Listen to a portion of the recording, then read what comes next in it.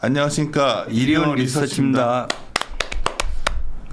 잠깐 시작할 때 왜 잠깐 뜸들였냐면, 저희 하우스 내에서도 연말 연초엔 장좀 한번 있지 않을까 하는 게 우리 최강 이코노미스트여서. 이건 뭐 개인적인 의견이긴 한데 그게 무슨 펀더멘탈적인 이유나 이런 것 때문에 나온다는 게 아니라 꼭 한 번씩은 나오는 경우가 있더라고요. 그래서 그거를 어떻게 해서 경우죠? 뭐 산타랠리가 생각보다 잘 나오는 경우가 생길 수도 있고 아니면은 우리가 생각 안 하는 정책적인 변화가 한번 트리거가 돼줄 수도 있고. 중국이랑 미국이랑 사이가 좋아지는 뭐가 나오나? 정상회담이 예정돼 있긴 한데 그것까지는 안 바라는 것 같아요. 왜냐하면 중국도 지도부 바꾸려면은 약간 지금 좀 카리스마를 보여주기는 해야 될 것 같아가지고 뭐 그래도 그건 진짜 고민의 영역입니다. 아직까지는 뭐 때문에 된다라는 건 아니고요. 네. 반등이 있다면 그래도 저번 뭐 꽤 어느 정도 레벨 정도 생각하는 거예요? 뭐 고민하는 거면 3,000 생각하는 건 아니죠. 3,100, 200 뭐 이 정도까지 혹시 나도 갈 수 있다 보는데. 예. 근데 그게 이제 빠른 시간에 나오면은 시장에서 또 다시 재상승이다 이 얘기 나오면서 이제 압박 들어오기 시작하니까. 반등 좀 나올 때 좀. 오케이.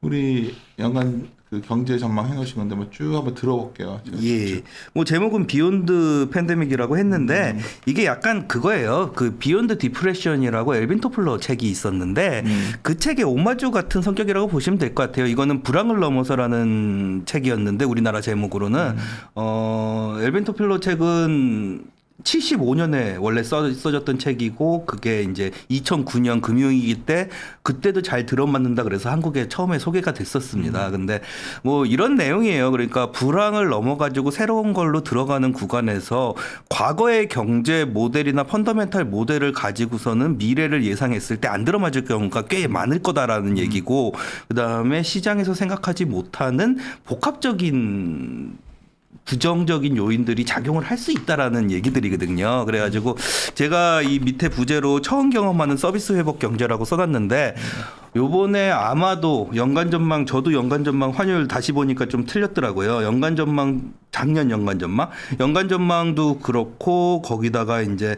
경제를 보시는 분들도 다들 약간은 왜 원래 보던 대로 보면 안 맞지라는 생각들이 좀 있으실 거예요. 근데 그게 제조업 경기 회복이 아니라 서비스 경기 회복이기 때문이다라고 생각을 해주시면 될 것 같고요.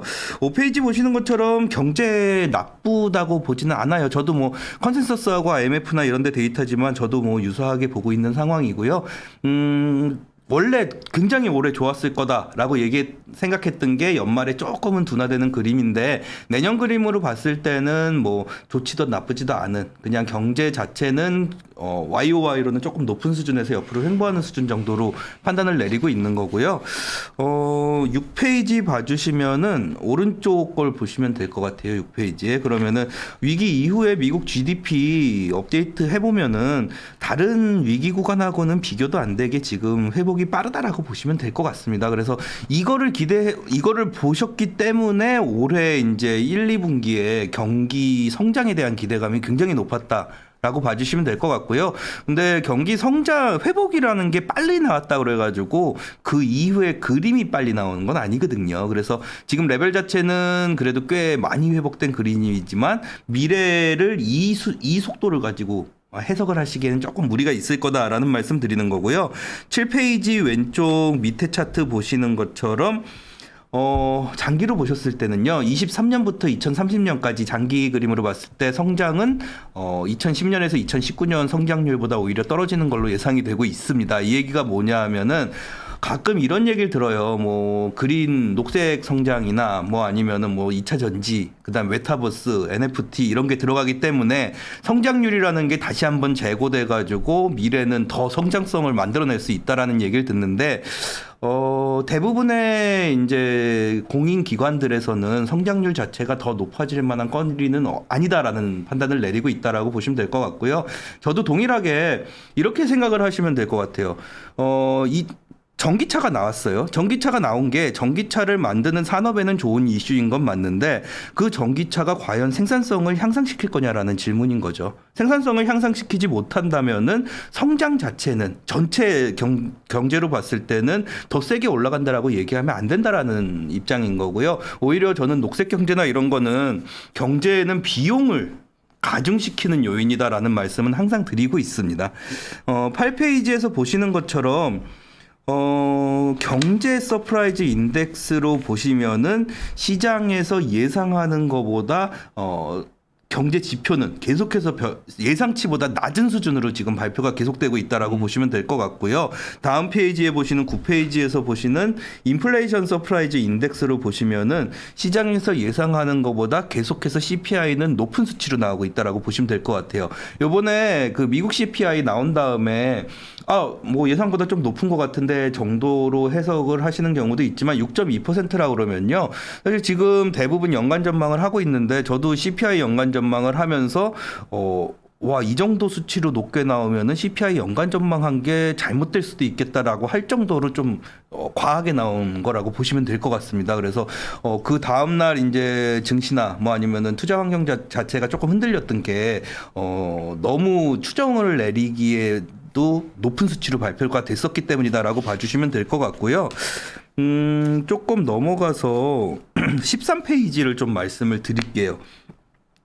13이요? 예, 13페이지 봐주시면요. 오른쪽 위에 보시는 것처럼 간혹 가다가 이제 자료를 보시거나 아니면 레포트 같은 게 나왔을 때 이런 얘기가 나와요. 2019년 말에 경제를 이미 회복했다. 뭐 그런 얘기들이 굉장히 많이 나오거든요. 근데 경제 회복이라는 거는요, 원래의 성장 추세선에 다시 도달해야지 회복이라는 표현을 쓰지 2019년에 도달하는 거는 회복이라고 얘기 안 한다고 보시면 될 것 같아요. 그러면은 그게 회복이라고 보시면 2020년, 2021년은 아예 버려버리고 간다라는 뜻이거든요. 그건 회복이라고 볼 수 없고요.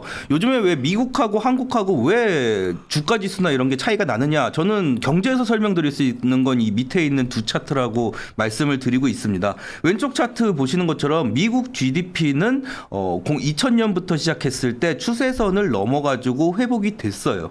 근데 한국을 기준으로 말씀드리면 오른쪽에 보시는 것처럼 2000년 이후의 추세선에 아직 도달을 못했습니다. 그러니까 코로나로 빠진 게 회복이 안 됐고요. 이 속도대로 올라간다라고 그러면은 회복되는 데까지 2년에서 3년 정도 걸린다라고 보시면 될 것 같아요. 뭐 요즘에 뭐 주가지수 올라간 거 아니면은 뭐 수출 금액 올라간다라는 얘기가 있지만 그게 한국 전체 경제에 있어가지고 회복세를 만들어내지 못했다라고 보시면 될 것 같아요. 그래서 생각보다는 한국 경제 그렇게 좋게 보시는 그림이 약간은 납득은 안 된다라는 말씀 드리고 있는 거고요. 14페이지 오른쪽 위에 보시는 것처럼 버핏 지수라고 그러는데 이거 워낙에 많이 보셨던 그림인 것 같아요. GDP 분의 미국의 시가총액 으로 나눈 가격이잖아요. 시가총액을 그러니까 GDP로 나눈 가격이죠. 그렇게 보시면은 이게 원래 이걸 가지고서는 정당화하는 거였었거든요. 얼마나 주가가 올라갔는지. 근데 경제 펀더먼털로 봤을 때는 주가가 굉장히 높게 올라갔다라고 보시면 될 것 같고, 그렇다고 하더라도 뭐 통화량이 많이 늘어났기 때문에 그렇다라고 설명을 하려고 하더라도 왼쪽 밑에 보시는 것처럼요, 통화량 대비 시총으로 보셔도 이미 정고점에 거의 근접해 있는 상황이다라고 보시면 될 것 같아요. 그래서 지금 통화량이 늘어난 거를 주가가 설명해 줄 수 있는 거, 통화량으로 주가를 설명할 수 있는 거는 거의 마지막 구간이다 라는 말씀을 드리고 있는 거고요. 화폐 유통속도 측면에서 보시면 통화량이 많이 늘어났으니까 지금 거의 1에 근접해가지고 내려가고 있는 상황이에요. 이게 어떤 의미냐면 M2를 증가시켜가지고 그 M2를 썼어요. 누군가 썼다라고 그러면은 그러고서는 멈춰버립니다. M2가. 이게 화폐 유통 속도가 떨어진 이유가 두 가지 정도로 보실 수가 있는데, 정부에서 가게에다가 직접 돈을 쏴주다 보니까 그 돈의 승수 효과가 나는 게 아니라 그냥 소비로 쓰이면서 소비 승수 효과만 계산할 수밖에 없게 됐고요. 두 번째로는 요즘에 다른 자산들 많이 나오잖아요. 블록체인이니 뭐 주가로도 들어가는 게 좀 세게 들어가고 이러다 보니까 그쪽으로 들어간 돈은 투자 자산이기 때문에 시장에서 경제를 부흥시키기 위해서 돌질 않아요. 그 왜 이런 거 제일 옛날에 유명한 말이 악화가 양화를 구축한다라고 그래가지고 블록체인을 사면 살수록 사는 족족 다 멈춰버리는 돈으로 들어가 버리게 되거든요. 그래서 이거는 저는 경제에는 좋은 현상은 아니다라는 말씀은 계속해서 드리고 있는 상황이고요. 16페이지에 좀 봐주시면요. 통화 정책은 저는 더 빨라질 수 있다. 그래서 하우스 의견 자체가 조금 빨라요. 우혜영 연구원 지난번에 방송 나왔을 텐데 하우스 의견 자체가 내년 9월에는 미국이 기준금리 인상할 수 있다라고 얘기를 하고 있는데 3분기 중에는 할 가능성이 굉장히 높다라고 말씀드리는 이유가 이겁니다. 그러니까 마치 사람들이 생각하는 거는 물가가 많이 올라가는 상황에서 기준금리 인상을 하면은 물가가 바로 잡혀버린다라고 생각을 하실 수가 있는데 기준금리 인상이 물가에 영향을 미칠 때까지 거의 한 4분기, 1년이라는 시간이 필요합니다. 그러면은 그 물가가 너무 높아지기 전에 선제적으로 기준금리 인상은 이루어졌어야 된다라는 얘기고요. 그 1년이라는 시간을 생각한다라면은 저는 내년 9월도 좀 늦을 수 있다. 물가를 잡는 데는 조금 늦은 시기가 될 수도 있다라는 말씀은 드리고 있어요. 그래서 3분기 안에서는 무조건 물가 잡으려면은 기준금리 인상은 조금 해줘야 되지 않느냐라는 말씀을 드리고 하반기 있고요. 물가가 자연스럽게 안정화될 가능성도 있는 거 아니에요? 자연스럽게 안정화. 제가 지금 예상치로 제시하는 것도 내년 하반기 연말로 보시면 12월로 보시면 0.8% 정도예요. YOY가. 근데 코어 CPI로 보시면은 연말이 2.8% 정도로 나옵니다. 왜냐하면 서비스업이 올라가는 게 있어가지고 뭐 많이 이제 말씀하시는 거는 유가가 아무리 높아도 YOY로 빠진다, 음식료 가격 빠진다 뭐 이런 부분이 있지만은 그거 계산하더라도 사실 연준도 그렇고 대부분의 사람들이 코어 CPI 개념으로 많이 보기 때문에 그거 잡으려면은 조금 일찍 올려줄 필요가 있습니다. 그리고 17페이지 봐주시는 것처럼 저는 글로벌리하게는 테이퍼링이라는 작업이 시작됐다라고 보고 있어요. 왼쪽에 보시는 게 뭐냐면은 주요국들의 M2 통화량을 가중평균한 수치예요. 가중평균 해 보면은 이게 올라가는 모습이 나오다가 옆으로 횡보하잖아요. 오른쪽에 보시는 것처럼 이 변화율 자체는 2월에 고점 찍고 내려가기 시작한 거거든요. 증가율 자체는. 그게 이 글로벌 유동성이라는 그림을 보시면서 이게 뭐랑 비슷했더라 생각을 해보시면요. 중앙은행 자산, 연준 중앙은행 자산 그래프하고 거의 유사한 그림이에요. 테이퍼링이 시작되면은 옆으로 이렇게 흐르는 그림이 나오거든요. 저는 옆으로 흐르는 그림 나왔을 때가 글로벌리하게 테이퍼링하고 유사한 정책들이 시행된 시점이다라고 말씀을 드리는 거고요. 그렇기 때문에 글로벌 유동성 증가 멈춘 거는 올해 2월부터 시작됐다라는 말씀을 드리고 있습니다. 재정정책 부분은 20페이지부터 말씀을 드리면 될 것 같은데 오른쪽에 보시는 것처럼요. 올해 되게 특이했던 게 원래 정부가 재정 지출을 한다라고 그러면요. 정부 지출 항목이 꽤 커요. 그러니까 뭐 인프라 투자를 들어간다거나 뭐 이런 식의 정부가 소비를 하는 지출 항목들이 있어야 되는데 요번 같은 경우에는 생각해 보시면 정부가 소비를 하겠다고 인프라 투자를 들어간다라고 발표해봤자 코로나이기 때문에 소비가 못 들어가요. 그렇기 때문에 정부에서도 방법이 없기 때문에 민간한테 현금을 쏴주는 방식으로 들어갔다라고 보시면 될 것 같고요. 그다음에 민간 쪽이 억지로 일을 못하게 되는 구간으로 들어갔으니까 그 급여를 보존해주는 측면에서도 사실은 이전 지출이라는 항목으로 정부 지출이 들어갔어야 되거든요. 그래서 이 재정 부양책이 이런 식으로 들어가는 게 굉장히 이례적인 경우다라고 생각을 해주시면 될 것 같고 이렇게 되다 보니까 결국에는 정부 지출로 인한 승수 효과도 생각보다는 굉장히 약할 수밖에 없었다라고 생각을 해주시면 될 것 같아요. 21페이지에 보시는 것처럼 이거 브루킹스 연구소에서 이 허킨스인지 이거 발음을 저도 모르겠어요. 호킨스 센터에서 이제 연구 결과 발표하는 건데 보통은 위기가 발생했을 때 재정 지출이 나오잖아요. 그 재정 지출 이후에 GDP에 미치는 영향은 점점 마이너스 쪽으로 간다라는 거고요. 왼쪽 밑에 보시는 것처럼 내년 1분기부터는 정부의 재정 지출이 GDP에는 마이너스 효과를 미친다라고 얘기를 하고 있는 겁니다. 지금 시장에서 그나마 기대하고 있는 것 중에 하나가 금융정책이 마무리되면은 그거를 재정지출로 넘어가서 재정지출이 경기를 다시 재성장시키는 뭐 요즘에 1.2조 달러짜리 뭐 인프라 투자 법안이나 아니면 뭐 바뀌었지만은 3.5조 최초에 법안들 나오는 거에 대한 기대감을 가지고 계셨던 게 그런 부분들인데 사실은 그게 작동할 거라고 예상이 지금은 안 되고 있다라고 생각을 해주시면 될 것 같고요. 재정 지출은 오히려 경제에 그렇게 플러스적인 요인으로 작용은 못할 것 같다. 라는 정도로 봐주시면 될 것 같습니다. 그래서 지금 경제 느낌이 23페이지 보시는 것처럼요. 2020년 3분기가 진짜 좋았어요. 소비도 좋았고 그다음에 민간 투자도 어느 정도는 들어갔었거든요. 근데 지금은 거의 쪼그라든 것 같고요. 오른쪽 차트 보시는 것처럼 제가 가지고 있는 글로벌 경기에 대한 느낌은 이미 고점 찍고선 내려가기 시작했다라는 게 정확하게 이제 글로벌 경기에 대해서 가지고 있는 느낌입니다. 그렇게 되는 이유가 24페이지 봐주시는 것처럼 진짜 이례적이라고 말씀을 드렸잖아요. 오른쪽 위에 차트 봐주시면요. 원래 경기가 침체되는 구간이 나와도요. 서비스업은 안 줄어요. 서비스업은 조정이 나와봤자 뭐 마이너스 1% 최고 막 경기 위축 구간 들어가더라도 이 정도고 일반적인 경우에는 보통 플러스 1, 2%에서 계속해서 옆으로 흐르거든요. 근데 제조업 경기 내구재 소비나 아니면 제조업 소비 같은 경우에는 플러스 마이너스가 굉장히 급격하게 변동을 합니다. 그래서 생각해 보시면 대부분의 그 파동 이론, 그다음에 뭐 사이클 이론, 그다음에 제조업 사이클, 경기 사이클 전부 다 제조업의 재고나 아니면 투자를 기반으로 해서 만들어낸 거예요. 서비스업을 기반으로 뭔가를 판단을 내리시지 않거든요. 근데 문제가 된 게 뭐냐? 왼쪽 밑에 보시는 것처럼 코로나 사태에서는 서비스업의 위축이 어마어마하게 컸었고요. 그거에 대한 회복도 좀 세게 나올 수 있는 구간이 내년이라고 보고 있습니다. 그래서 아까 첫 번째 제목으로 말씀드렸던 게 처음 경험해보는 서비스업 회복이라는 게 뭐냐 하면요. 경제가 지금 원래 생각하시는 과거 데이터하고는 완전히 괴리되는 음식으로 나올 수 있고 그 다음에 경기가 좋아진다라고 하더라도 투자 사이클이나 아니면은 제조 회복 화랑 사이클로 가기가 굉장히 어려운 경제가 지금 경제다라고 판단을 내려주시고 넘어가 주시면 될 것 같습니다. 인플레이션하고 병목 현상 얘기가 계속 지배하는 것 같아요. 작년 연간 전망에서도 두 개 인플레이션, 병목 현상, 그다음에 녹색 경제, 생산성 얘기를 제일 큰 이슈로 말씀을 드렸었는데 인플레이션은 여전히 이어지는 것 같습니다. 26페이지 봐주시면요.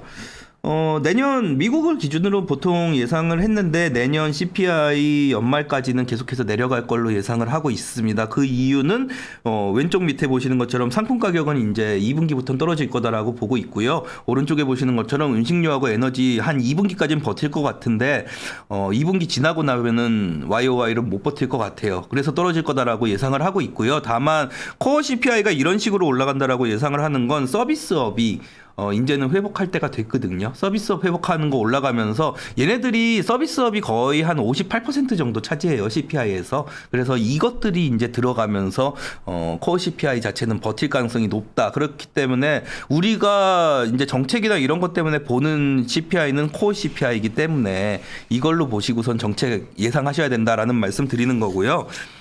왜 그러느냐? 27페이지 봐주시면요. 간혹가다가 그런 말씀들 하세요. 수요가 코로나 끝나고 나면 폭발적으로 증가할 수 있다. 지금도 수요는 굉장히 늘어나고 있다. 오른쪽 위에 차트 보시면요. 가처분 소득에서 이전 소득을 뺀 가격. 그게 뭐냐 하면은 근로소득하고 자산소득만을 계산하는 가격이라고 보시면 될 것 같아요. 근로소득하고 자산소득만으로 보면은 지금 어떤 상황이냐. 추세선에 겨우 회복한 상황이다라고 생각을 해주시면 될 것 같고요. 근데 소매 판매로 보시면 추세선을 무지하게 뚫고서는 위쪽으로 올라가 있습니다. 2021년부터 이런 현상이 발생했고 그게 왜 그렇게 됐느냐. 왼쪽 밑에 보시는 것처럼 기타 이전 소득, 그러니까 정부의 재난지원금이에요. 재난지원금하고 실업급여가 추가적으로 지급됐기 때문에 그 돈이 소매 판매로 쓰였다라고 생각을 해주시면 될 것 같고요. 저는 항상 말씀드리는 게 하나예요. 코로나가 끝나서 수요가 늘어난다. 아니면 지금의 수요 심리가 계속해서 반영될 수 있다. 저는 그런 거 다 떠나서요. 무조건 소비는요. 돈 있어야 해요. 돈 없는데 소비를 어떻게 해요? 그건 말이 안 되는 소리거든요. 근데 돈은 뭘로 계산하느냐? 소득으로 계산하는 건데 이전 소득은 이제 안 올라갈 것 같은데 더 이상 소득이 늘어나는 모습은 안 나오고 있다라는 말씀을 드리는 게 핵심이라고 봐주시면 될 것 같고요.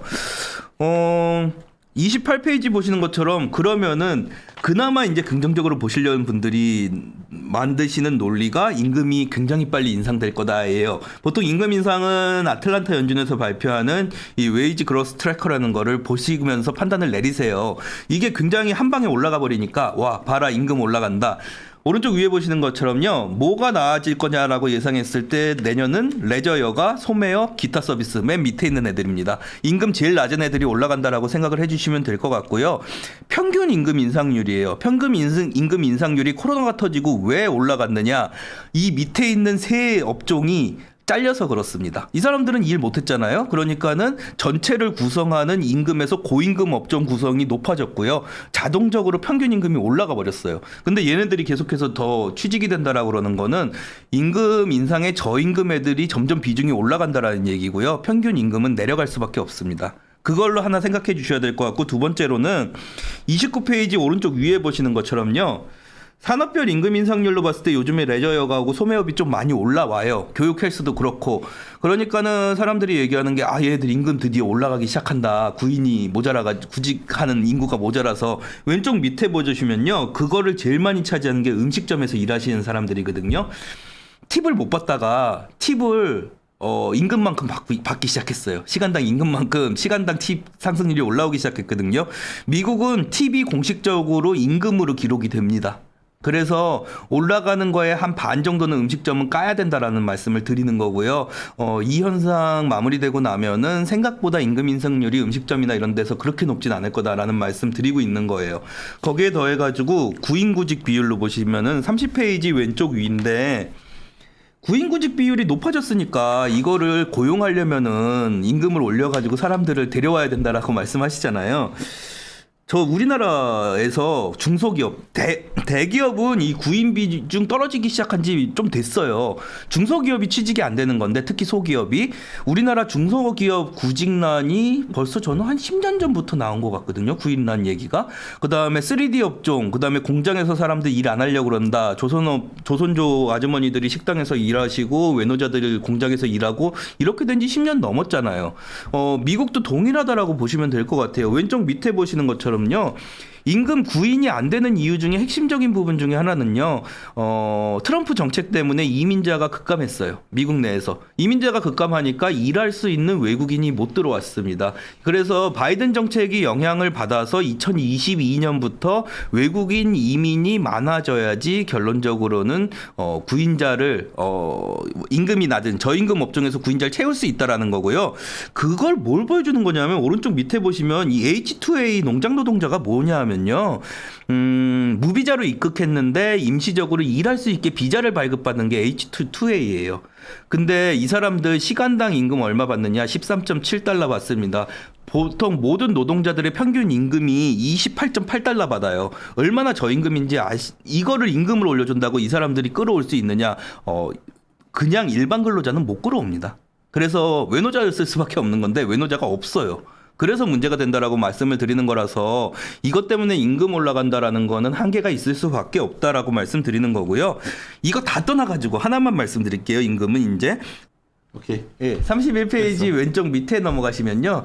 임금 아무리 올라가도요. 지금 물가 올라간 것 때문에 실질 임금 마이너스입니다. 실질 임금 마이너스기 때문에 소비 구매력은 떨어졌다라고 보시는 게 맞을 것 같아요. 그래서 인플레이션 잡을 때까지는 수요 증가 못한다라는 말씀 드리는 거고요. 32페이지 오른쪽 위에 있는 차트. 사람들 그러면 그 얘기 하세요. 저축이 그래도 있으니까 저축 가지고 소비하지 않겠냐. 저축은요, 지금 상위 1%나 아니면 상위 95에서 99% 위쪽에 있는 상위 5%죠. 상위 5% 애들만 저축을 많이 해요. 밑에 있는 애들은 저축 안 하고요. 지금 아마 저축한 돈들 거의 다 썼을 거예요. 지금 저축이 남아있는 걸로 계산이 되는 거는, 소득 상위 5% 위쪽에 있는 애들이고, 그 사람들 같은 경우에는, 특별히 이 돈 써가지고 수요 늘려야 될 이유 없는 계층이라고 보시면 될 것 같습니다. 그래서 생각보다 시장에서 기대하는 소득이 올라가서 소비가 확 세지기 쉽지 않다는 거죠. 수요가 늘어나기가 너무 어렵습니다. 내년 같은 경우에는. 그래서 뭐 수요가 죽진 않을 거예요. 근로소득하고 자산소득이 있으니까 그 근로소득 자산소득 정도로만 소비가 있을 거지 추가적으로 올해 같은 소비 나오는 건 불가능하다라는 말씀 드리는 거고요. 34페이지 보시는 것처럼 분명히 인플레이션 요인은 남아 있어요. 그 에너지 문제도 있고 식료품 가격 문제도 있고 거기다가 병목 현상까지 생각을 해보시면은 내년 1분기에는 인플레이션 잡히기 좀 어렵습니다. 인플레이션 잡히기 어렵고 한 55% 위쪽에서 형성돼 있을 가능성이 높기 때문에 뭐 인플레이션은 2분기, 3분기 지나가면서 점점 내려갈 거다라는 말씀 드리고 있는 거고요. 36페이지로 좀 넘어가 볼게요. 병목 현상 얘기가 자꾸 나와요. 그러면서 병목 현상이니까 이 재고 채워야 된다. 왼쪽 밑에 보시는 것처럼 소매업 재고를 채워서 올려야 된다라는 얘기가 나오는 건데 저희 쪽에서 많이 보여드리는 그림인데 자동차를 제외한 소매업 같은 경우에는 이미 추세선을 뚫고서 위쪽으로 올라가 있습니다. 이 얘기는 뭐냐면은 뭐 소매업 재고 자동차 제외하고는 다 채워져 있다라는 거고요. 논리적으로 하나 설명드리고 싶은 게 37페이지인데 오른쪽 밑에 보시는 것처럼 기업 재고는 추세선에 회복했어요. 그러면은 생산은 됐습니다. 그다음에 왼쪽 밑에 보시면 도매업 재고도 전부 다 회복했어요. 그러면은 생산해 가지고 도매업체까지는 도착을 했는데 문제는 왼쪽 위에 보시는 것처럼 소매업 재고가 아직 안 채워졌어요. 이 얘기는 생산을 못했다라는 얘기가 아니라요.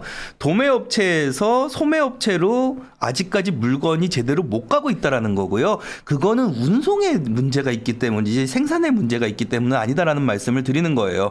그래서 소매 재고가 적기 때문에 기업이 공장 투자를 해야 된다라는 이제 논리들이 있잖아요. 저는 투자 안 한다라고 말씀을 드리는 거고요.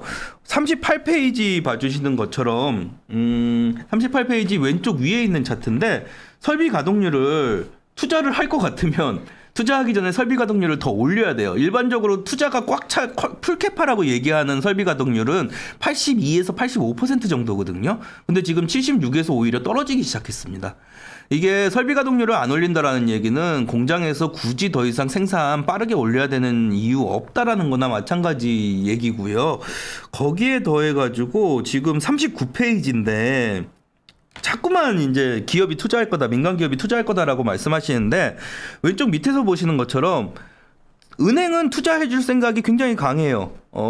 대출 기준 같은 거 엄청 약화시켜 놨거든요. 근데 오른쪽 밑에 보시는 것처럼 기업은 투자할 생각 없어요. 돈 빌 생각이 없어요. 그러면은 뭐 아무리 재고가 없다라고 그러고 은행이 돈을 빌려주겠다라고 그래도 기업 입장에서는 지금은 아직까지는 투자해야 되는 필요성은 못 느끼고 있다라는 거고요. 오른쪽 위에 보시는 것처럼 재밌는 그림이 나온 게 리쇼링인 것 때문인 것 같아요. 저희 쪽에서 추정하는 거는 미국으로 들어가는 외국인 직접 투자가 굉장히 올라가 있는 상황입니다. 이 얘기는 우리나라 왜 현대차나 삼성전자나 이런 애들 미국 쪽에 공장 짓잖아요. 그다음에 다른 외국들도 미국 내부로 공장 짓는 게 많이 들어가기 시작했거든요. 그런 외국인들의 민간 기업들의 투자가 늘어나기 시작하면서 아마 미국은 그걸로 조금 성장률을 메꿀 가능성이 높다라는 말씀 드리고 있는 거고요. 리소어링 수요는 분명히 있는 것 같아요. 그래서 그런 부분에서 한번 찾아보시는 거는 나쁘지 않은 아이디어는 될 것 같다라는 말씀 드리는 거고요. 40페이지 봐주시면은 이 왼쪽 밑에 보시는 것처럼 구조물 투자가 2010년부터 좀 멈췄었어요. 그래서 요번에 1.2조 달러짜리 인프라 투자 들어가는 게 나쁜 그림은 아닌 것 같습니다. 나쁜 그림은 아닌 것 같은데 지금은 워낙에 지적재산권, 소프트웨어나 이런 쪽으로 R&D만 들어갔었거든요. 그래서 나쁜 건 아닌 것 같은데 제가 항상 말씀드리는 거는 예산안이라는 건요. 플러스 마이너스가 있어요. 예산안 안에 꼭 마치 지출 계획만 있는 것처럼 사람들이 이제 얘기가 나오는데 예산안은 그 지출을 메꾸기 위한 수입 계획도 같이 들어갑니다. 예산안이 통과됐다라는 건요. 세금 인상안도 같이 통과됐다라는 얘기랑 마찬가지예요. 그래서 저는 3.5조 달러짜리는 오히려 1.2조는 오히려 도움이 될 수 있는데 3.5조나 이런 것들이 통과되면은 오히려 세금이 올라가면서 비용 문제 부각되기 시작할 거다라는 말씀 드리고 있는 거라서 그렇게까지 좋은 그림으로 볼 수 있겠느냐라는 말씀은 계속해서 드리고 있는 상황이고요. 경제 지표는 이거는 조금 그냥 확인해 주시면 될 것 같아요. 굳이 이걸 다 말씀드릴 필요는 없을 것 같고 몇 가지만 중요한 거 말씀드릴게요. 미국은 47페이지를 좀 봐주시면 될 것 같고요. 미국 중간선거가 내년 11월 8일에 있습니다. 상원은 지금 모양으로 봤을 때는 민주당이 이길 것 같아요. 근데 60명은 못 넘길 것 같고 한 50명 초중반 수준에서 이길 것 같거든요. 그러면은 결국엔 예산안을 제외하고 나머지 법안 통과하는 데는 그렇게까지 도움은 안 된다라고 보시면 될 것 같고요. 저기 지금 지도에서 이 밑쪽 지역이 2석이나 아니면 1석이 올라가는 지역이 공화당 지역이에요. 그다음에 노란색 지역들이 민주당 지역입니다. 그래서 하원이 공화당이 중간 선거하면 지금 확률상으로는 과반을 차지해 버릴 것 같아요. 공화당에서. 그런 그림으로 보면 지금 민주당 내부나 아니면 바이든 행정부에서도 그거는 인지하고 있거든요. 그래서 올해 말부터 내년 상반기까지 민주당 정책이 굉장히 강한 정책들은 빨리 나올 것 같습니다. 그리고 과반 양쪽에서 차지하고 있는 사이에 다 통과시켜 버리려고 노력할 것 같거든요. 그래서 정책은 미국 정책 속도는 굉장히 빨라질 수 있다라는 거는 조금 생각해 주셔야 될 것 같다라는 말씀 드리고 있는 거고요. 한국 쪽 하나만 더 말씀드릴게요. 한국 쪽에서는 뭐 다른 것들도 중요하지만 한국은 솔직히 58페이지 봐주시면 될 것 같은데 한국은 수출이 중요하잖아요. 수출 증가율이 떨어지는 건 무조건인 것 같습니다. 수출 증가율 떨어지는 건 무조건인 것 같고 왼쪽 밑에 보시면요. 한국 수출액은 분명히 올해 YTD로 28%가 올랐어요. 근데 오른쪽 차트가 뭐냐면은 수출 물량으로 보시면요. 올해 YTD로 마이너스 2.2%를 기록했습니다. 이게 되게 웃기는 건데 한국에서 올해 수출한 물량은 오히려 줄었어요. 작년보다. 근데 왼쪽 위에 보시는 것처럼 수출액이 엄청 올라간 걸로 그림이 나옵니다. 이거는 왜 그러냐? 상품 가격이 올라갔기 때문이다라고 생각할 수밖에 없는 거고요. 원래 물량 곱하기 가격이잖아요. 상품 가격이 올라가서 금액이 올라간 건데 내년을 예상할 때요. 대부분이 이 수출 금액을 가지고 이 그림을 그려가지고 뭐 YOY는 빠지겠지만 옆으로 흐르거나 나쁘진 않을 것이다라고 말씀들을 하세요. 근데 제가 생각하기엔 거기에 수출 가격이 포함이 안 된 거라고 예상이 됩니다. 내년에 2분기하고 3분기 아까 보여드렸던 것처럼 상품 가격 급격하게 빠질 것 같거든요. 그러면은 수출 물량 못 늘어나는 거에 상품 가격 빠지는 거 계산해 보시면 내년에 저는 수출 증가율 마이너스 갈 가능성이 있다라고 말씀드리는 거고요. 그래서 수출 증가율에 있어서 절대로 방심하시면 안 된다라는 말씀 드리고 있는 상황입니다. 59페이지 보시는 것처럼 한국 기대할 수 있는 건 소매 판매액이 그렇게 많이 안 올랐어요. 한국은. 그래서 급격하게 빠질 만한 부분도 별로 없습니다. 그다음에 한국 같은 경우에는 인구 중에서 자영업자 비중이 꽤 높은 나라이기 때문에 코로나가 풀리고 나면은 내수 경기는 그나마 괜찮아질 가능성이 있어요. 그래서 그 내수 부분에서 분명히 경기를 받치는 모습이 나올 거기 때문에 전체 경제에 있어서는 그래도 옆으로 흐르는 나쁘진 않은 그림 나오지 않을까라는 기대감인데 60페이지에 봐주시면요. 요거 하나만 더 말씀드릴게요. 경제에서는 60페이지 봐주시면은 녹색 성장에 대해서 엄청 긍정적으로 얘기가 나오더라고요. 근데 녹색 성장이요. 한국이나 미국이나 유럽이나 탄소 중립 목표가 2050년입니다. 2050년인데 미국은 이거를 2005년에 시작했고 EU는 1990년에 시작했어요. 한국이 2050년에 탄소 중립을 달성하려면은 압도적으로 탄소 배출량을 많이 감축시켜야 됩니다. 그렇게 감축시키려고 그러는데 지금 발표난 것만으로 예상을 하면 정부에서 탄소 배출을 위해서 지출하는 금액이 4.2조 달러입니다. 근데 발전소만 이 탄소 중립을 위해서 바꾸는 비용 추산되는 게 4.2조 원인데 발전소 바꾸는 것만 1,440조 원이 들어간다라고 추산이 되고 있어요. 그래서 제가 말씀드리는 거는 이거 민간에 분명히 비용 부담 되는 거고요. 녹색 성장이라는 거는요. 약간 저축 개념이에요. 지금의 소비를 줄여가지고 미래의 소비를 늘린다라는 개념이라서 지금의 환경을 보호하기 위해서 성장을 조금 줄여서 미래의 그 환경을 회복시킨다라는 개념입니다. 그래서 녹색 성장이 강해지면 강해질수록 지금의 성장성은 떨어진다라는 개념으로 접근을 하셔야지 녹색 성장이 되니까는 경제 성장이 올라간다라고 얘기하는 건 어디서 나온 건지는 잘 모르겠습니다. 그래서 그 부분에 대해서는 조금은 고려를 해주셔야 된다라는 말씀을 드리는 거고요. 62페이지 보시는 것처럼 내년 원래 달러가 약세로 장기로 보고 있는데 내년 달러는 약세로 안 갈 것 같아요. 내년은 좀 위쪽 라인에서 형성될 것 같고 그래도 1분기 정도는 유로화가 강해지면서 유로존 기대감 거기다가 테이퍼링이 약간 완화되는 부분 기대감이 있어서 조금 빠질 수 있는 것 같은데 2, 3분기가 기준금리 인상에 대한 반영이 좀 세게 될 것 같습니다. 그래서 올라갔다가 4분기 되면 오히려 기준금리는 과거에도 기준금리 첫 번째 올릴 때까지가 제일 셌었거든요. 그 다음엔 좀 약해져요. 그래서 4분기에는 조금 완만하게 내려올 걸로 보고 있는데 결국에 100은 못 넘어갈 걸로 보지만은 내려가는 라인도 내년에는 그렇게 낮지는 않을 것 같다라는 말씀을 드리고 있는 거고요. 그거를 원달러로 보시면은 68페이지인데 1110원이면은 생각보다 높게 잡았습니다. 원래는 한 1050원에서 1100원 라인이 1100원에서 1150원 라인을 잡는 게 정상적인 구간인데 지금 같은 경우에는 한 1160원이 평균 수준이 되지 않을까라고 예상을 하고 있는 거고 동일하게 1분기는 달러 약세 가기 때문에 같이 갈 수가 있다라고 말씀을 드리고 있는데 2, 3분기가 좀 우려하는 게 중국이 해결이 그렇게 안 될 것 같아요. 그래서 중국 문제하고 같이 엮여버리면서 위안화하고 한국은 미국 달러 강세 가는 것보다도 더 상승폭은 클 것 같다라고 그래서 한 1200 한번 깨는 거 트라이 할 수 있다라는 말씀 드리고 있는 거고요. 오히려 4분기 되면은 미국 달러 약세 가는 것보다는 위안화가 다시 강세로 가면서 원달러 환율 빠지는 속도는 미국보다는 좀 많을 것 같아요. 그래서 요즘에는 해외 주식 같은 거 투자하시는 분들도 많고 그런 상황이잖아요. 근데 워낙 약세인 구간이 이 올해 2, 3분기가 좀 약세일 걸로 보이고요. 제일 강세인 부분이 올해 말일 걸로 예상을 하고 있거든요. 그래서 그거를 좀 생각하시면서 투자를 해보시는 것도 나쁘진 않을 것 같아서. 이렇게까지 넓게 잡아야 되나? 환율을? 1100원이요? 1010원으로 돼 있잖아. 저기 보시는 것처럼 수정했습니다. 1110원입니다. 1110 못하지? 네. 네. 근데 저 2021년, 2020년 보시면요. 둘 다 환율이 1,200원에서 1,010원 사이예요.